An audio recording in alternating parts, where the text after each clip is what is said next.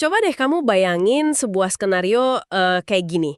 Kamu pegang sebuah tiket VIP seumur hidup buat masuk ke klub paling eksklusif di dunia. Wah, enak tuh. Kan? Tiket itu udah diwariskan turun-temurun di keluargamu. Tapi tiba-tiba pas kamu mau masuk, penjaga pintunya bilang namamu udah dicoret dari daftar. Aduh, sakit sih itu. Iya, dan lebih parahnya lagi, tiketmu itu sekarang dikasih ke sekelompok orang asing yang lagi berdiri di seberang jalan. Pasti rasanya kaget dan marah banget ya. Benar, perasaan kaget, marah, dan kebingungan itulah yang mungkin mendasari salah satu perdebatan paling tua dalam sejarah peradaban kita. Kamu tahu kalau kita ngomongin agama, terutama soal siapa yang dapat perkenangan Tuhan, biasanya ada ekspektasi kuat kalau klaim itu permanen. Iya, kayak hak milik mutlak gitu kan. Tepat banget, tiga agama besar dunia, Yudaisme, Kekristenan, dan Islam, semuanya kan mengklaim satu gelar eksklusif, yaitu umat pilihan Tuhan. Dan sejarah membuktikan klaim ini tuh jadi akar banyak banget konflik berdarah. Nah, semuanya merasa punya sertifikat hak milik.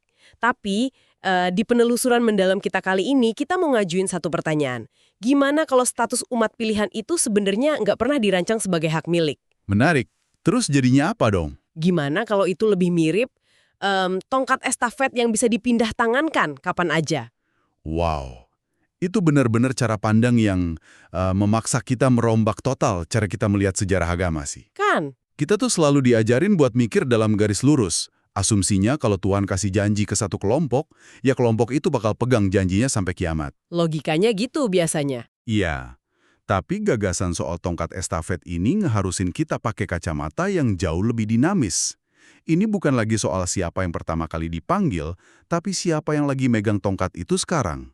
Dan persis itulah yang bakal kita bongkar habis-habisan bareng kamu hari ini. Kita bakal membedah sebuah argumen teologis dari video yang dirilis sama kanal bernama The Mahdi Has Appeared. Oke, sumber yang lumayan berat nih. Lumayan. Sumber ini ngebongkar konsep yang disebut teologi penggantian atau replacement theology. Kita bakal lihat gimana mereka nyusun argumen bahwa definisi Bani Israel itu terus berubah, berevolusi, dan bahkan direkayasa ulang. Sampai akhirnya bermuara ke klaim modern ya. Benar, sampai bermuara ke klaim spesifik soal 12 Mahdi di era modern ini. Jadi, mari kita mulai dari fondasi paling awal, titik nol dari semua kerumitan ini.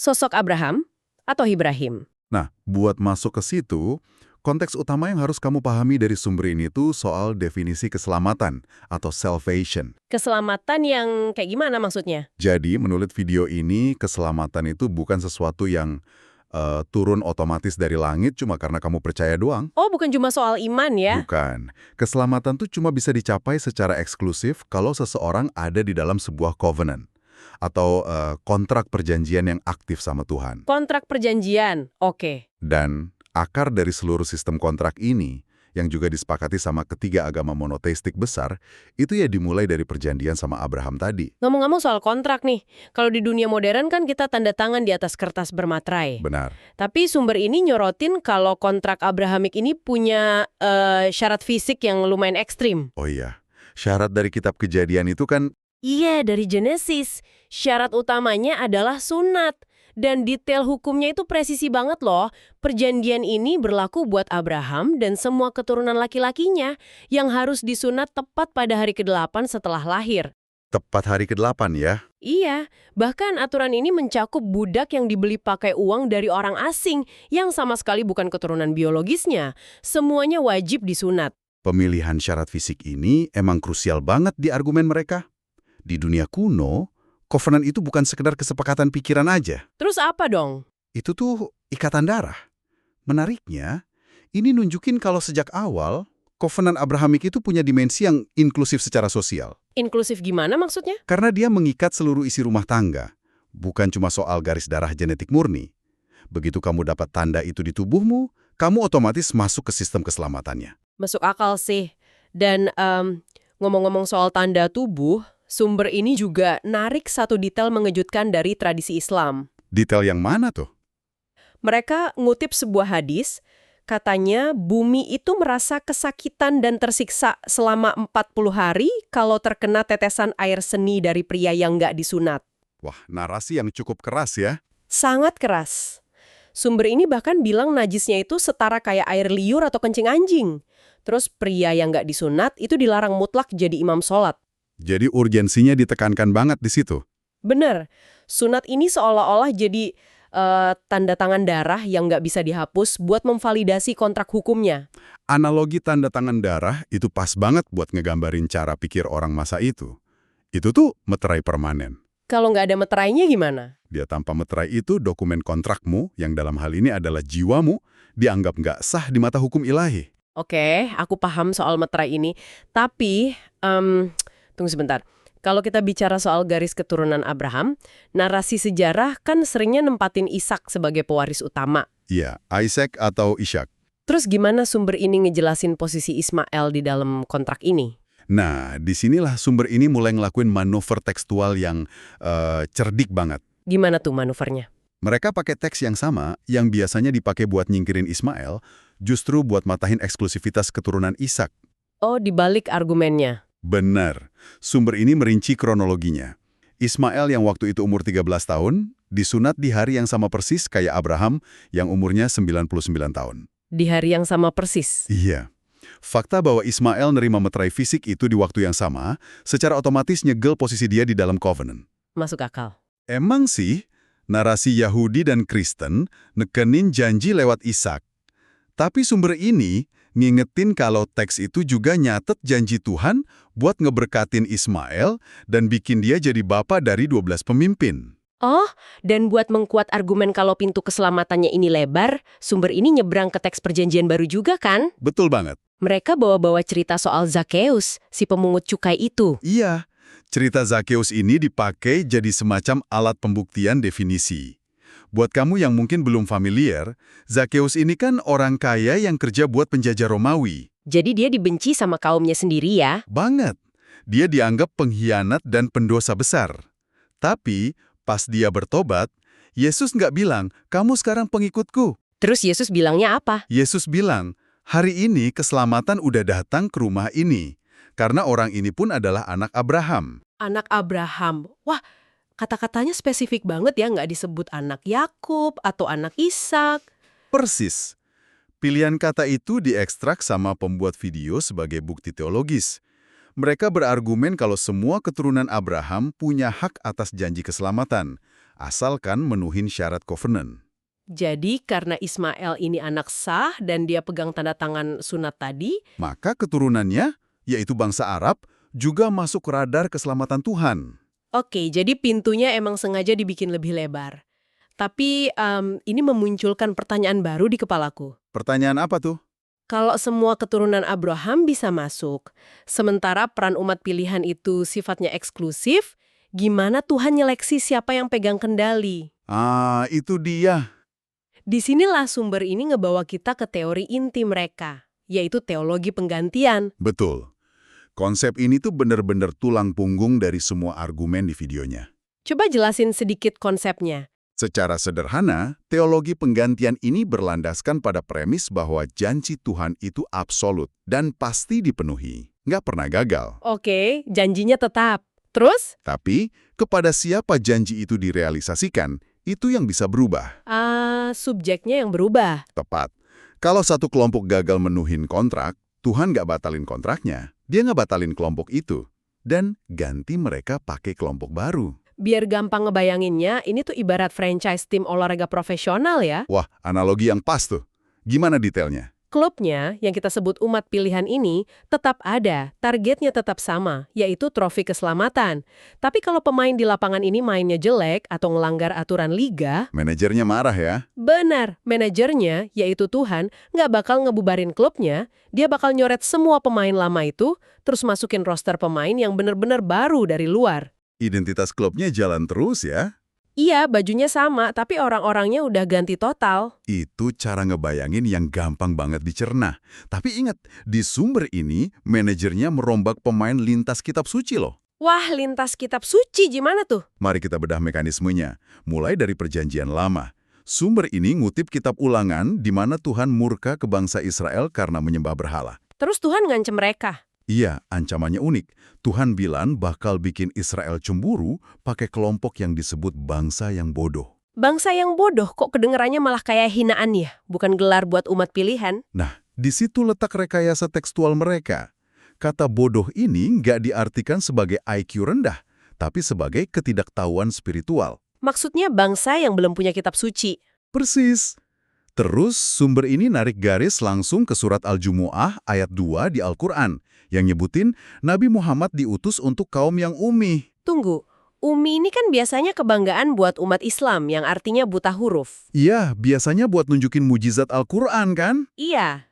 Kenapa malah dikaitin sama kata bodoh tadi? Itu trik narasinya. Mereka mutar definisi ummi jadi bangsa yang secara spiritual buta huruf tadi. Oh, biar cocok sama teks Yahudi soal bangsa yang bodoh itu. Tepat. Jadi bangsa Arab keturunan Ismail inilah yang dianggap sebagai pemenuh nubuatan. Mereka roster baru yang dipakai buat bikin Israel cemburu. Wow, nyocokin polanya berani banget ya. Terus mereka juga pakai nama spesifik dari perjanjian lama kan? Namanya Kedar kalau nggak salah. Betul, Kedar. Kedar ini putra kedua Ismail. Kenapa dia penting di sini? Karena sumber ini melompat ke kitab Yesaya pasal 42 yang ngomongin pelayan pilihan Tuhan yang bawa hukum baru. Teksnya bilang, biarlah desa-desa yang didiami Kedar bergembira. Jadi maksudnya Nabi Yahudi lagi nubuatin covenant dari keturunan Arab. Begitulah argumen mereka. Itu dianggap merujuk langsung ke silsilah Nabi Muhammad. Menarik banget. Terus posisi kekristenan di transisi ini di mana? Apa perjanjian baru juga punya konsep pergantian pemain ini? Sangat eksplisit. Sumber ini ngutip Injil Matius, waktu Yesus debat sama pemuka agama Yahudi. Yesus bilang apa ke mereka? Dia bilang langsung, kerajaan Tuhan akan diambil daripadamu dan diberikan kepada bangsa yang menghasilkan buah. Wah, pencabutan mandat terang-terangan ya. Benar. Rasul Paulus juga pakai analogi pohon zaitun. Cabang aslinya dipatahin karena nggak percaya, terus cabang liar, yaitu bangsa non-Yahudi, dicangkokkan ke situ. Jadi Kristen jadi pemain baru yang ambil alih lapangan? Tepat sekali. Oke, polanya kelihatan nih. Yahudi dicoret, diganti Kristen. Kristen dicoret, diganti Islam. Tapi kalau logikanya konsisten, umat Islam juga bahaya dong. Nah, kamu nangkep celahnya. Maksudku, apa Al-Quran kasih jaminan kalau umat Islam bakal pegang covenant selamanya? Nggak sama sekali. Sumber ini justru ngebidik umat Islam juga. Mereka ngutip surat Al-Baqarah yang bilang covenant nggak berlaku buat orang zolim, biarpun keturunan Nabi. Jadi ada ancaman pergantian juga di situ? Ada. Kalau kalian berpaling, Allah bakal ganti kalian sama kaum yang lain. Pergantian ini benar-benar nggak pandang bulu. Ancaman itu kayak buka pintu buat transisi berikutnya ya. Dan dari video ini, pergantiannya tuh nggak acak kan? Ada semacam cetak biru yang presisi? Benar. Dan semuanya berputar di satu angka. Angka 12, coba kita petain pola transisi ini. Mari kita urai. Di fase pertama, ada 12 suku Israel kuno dari anak Yakub. Mereka pemegang kovenan awal, tapi terus melanggar perjanjian. Jadi mereka dikeluarkan dari franchise. Terus fase keduanya? Fase kedua, mereka diganti sama 12 rasul atau murid Yesus. Yesus bahkan janji muridnya bakal duduk di 12 tahta buat menghakimi 12 suku Israel. Bahasanya kayak kudeta struktur rohani ya. 12 pemimpin lama digeser 12 penguasa baru. Persis. Umat Kristen jadi Israel baru. Tapi Kristen juga menyimpang. Masuklah fase ketiga, yaitu Islam. Di titik ini Nabi Muhammad deklarasiin kalau komunitasnya pewaris sah kovenan itu ya. Tapi ada detail yang bikin aku bingung. Yang mana tuh? Sumber ini ngutip hadis di mana Nabi Muhammad bilang, "Saya adalah Israel." Gimana caranya Muhammad jadi Israel? Kan Israel itu nama lain Yakub. Bukannya ini nabrak fakta sejarah? Di sini letak revolusi konseptual mereka. Buat bikin klaim itu masuk akal, mereka harus redefinisi kata Israel. Diredefinisi jadi apa? Menurut mereka, Israel itu bukan etnis, bukan ras, atau DNA. Itu tuh cuma sebuah kata sandi. Tunggu, kata sandi. Kok kitab suci pakai kata sandi? Sejarah. Karena dengan gitu teksnya jadi dinamis. Israel adalah gelar buat siapapun yang jadi saluran kovenan di bumi saat itu. Oh, jadi Israel itu kata sandi buat Yakub, terus ganti ke Yesus, terus Muhammad gitu? Benar. Dan akhirnya turun ke para imam. Bani Israel itu ya cuma sebutan buat pengikut setia dari pemegang kovenan di eranya. Gak nempel di darah, tapi di ketaatan. Paham aku sekarang. Dan sumber ini nyebut Hussein itu sebagai sebuah suku dari suku-suku. Berarti 12 murid Yesus tadi dicoret diganti sama 12 imam dari tradisi Syiah ya? Iya, mereka nekankan konsep paternitas. Siapa yang ngasih kamu petunjuk, dia adalah bapak spiritualmu. Pengikut para imam ini diangkat jadi anak-anak mereka, jadi suku Covenant yang baru. Oke, ini jadi teka-teki logika nih. Yahudi gagal diganti Kristen, Kristen gagal diganti Islam sama 12 imam. Terus gimana nasib umat Islam sekarang? Iya, pertanyaanku itu apa umat Islam dianggap gagal juga? Menurut narasi teologis ini jawabannya iya. Umat Islam juga gagal. Wah, gagalnya kenapa tuh? Karena secara historis, mayoritas umat Islam melanggar Covenant dengan menindas atau ngebunuh para 12 imam tadi dan milih pemimpin duniawi mereka sendiri. Jadi siklus pergantian aktif lagi. Otomatis aktif. Dan ini bawa kita ke end game dari video ini. Pemulihan terakhir cuma bisa terjadi lewat kemunculan 12 Mahdi. Sebentar, 12 Mahdi. Biasanya kan di eskatologi Islam cuma ada satu imam Mahdi. Kenapa jadi 12? Nah, itu poin perdebatannya. Yang menarik, mereka nyari legitimasi bukan cuma dari teks Islam, tapi lintas agama lagi ke Perjanjian Baru. Kemana tuh? Ke Kitab Wahyu atau Revelation pasal 7. Di situ ada nubuatan soal 144.000 orang yang bakal diselamatkan. Rinciannya, 12.000 orang dari masing-masing 12 suku Israel. Ah, biar ku tebak. Pakai teori kata sandi tadi, mereka nggak ngartikan 12 suku Israel ini sebagai suku Yahudi kuno kan? Sama sekali nggak. Mereka ngejahit teks Kristen ini ke kerangka akhir zaman Islam.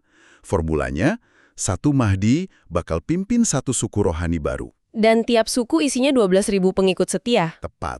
Jadi 12 Mahdi dikali 12.000 pengikut, hasilnya persis 144.000 orang. Wow, matematika Kristen disatuin sama teologi Islam buat bikin klaim mereka terkesan universal. Itulah roster umat pilihan yang paling final menurut mereka. Jujur, nyampur kitab Wahyu sama narasi Mahdi itu taktik yang canggih banget. Terus, mereka juga punya rincian visual yang epik banget di videonya kan? Iya, kayak lagi ngarahin film perang. Ada hadis dari Imam Bakir soal 12.000 pengikut kumpul di Khorasan. Khorasan itu kan secara historis area Iran Timur sampai Afghanistan ya. Dalam eskatologi Islam, ini ground zero buat pasukan Panji Hitam di akhir zaman. Betul.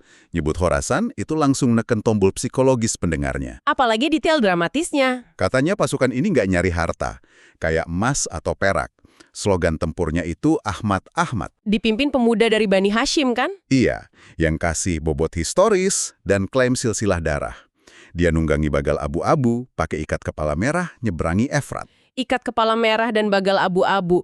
Detailnya ngebangun antisipasi banget, dan yang paling gila tuh instruksi penutupnya. Ah iya, seruan darurat itu ya. Iya, sumber ini ngimbau pengikutnya buat bergegas nemuin sosok pemandu ini meskipun harus merangkak di atas salju. Ini bukan cuma teori, ini panggilan bertempur. Karena kesimpulan teologi mereka ini absolut, nggak ada ruang kompromi. Keselamatan di era modern udah nggak peduli sama label agama di KTP kamu. Yahudi, Kristen, atau Muslim arus utama udah nggak ngaruh ya? Nggak ngaruh. Pintu keselamatannya eksklusif, cuma kalau kamu masuk ke suku baru yang dipandu salah satu dari 12 Mahdi ini, kayak sosok Ahmad Al-Hasan atau Abdullah. Kalau nolak, kamu dicorek dari klub. Oke, kita tarik napas bentar dan rangkum perjalanan lintas dimensi yang sangat intens ini. Kita mulai dari pisau bedah dan darah perjanjian sunat Abraham, di mana Ismail juga dapat tanda tangan fisik covenant itu. Lalu kita masuk ke konsep teologi penggantian. Ya, yang merobek kontrak lama dan nulis ulang syarat umat pilihan. Dari 12 anak Yakub, ganti ke 12 Rasul Yesus, ganti lagi ke 12 imam, sampai ke klaim spesifik soal 12 Mahdi di zaman sekarang dengan 144.000 pengikut.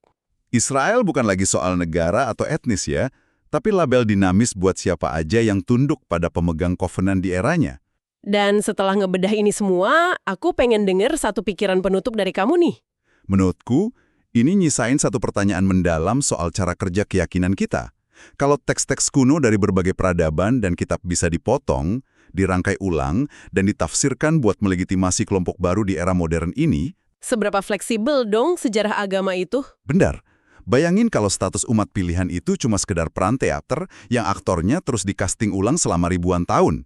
Pertanyaannya, siapa sih yang sebenarnya lagi megang pena buat nulis naskah sutradaranya? Pertanyaan yang valid banget. Dan buat kamu yang dengerin, aku mau ajak kamu mikir dari sudut pandang yang berbeda juga. Coba bayangin, kekuatan luar biasa dari teologi penggantian ini di dunia nyata. Kekuatan politiknya ya? Iya, ini bukan cuma diskusi akademis soal masuk surga.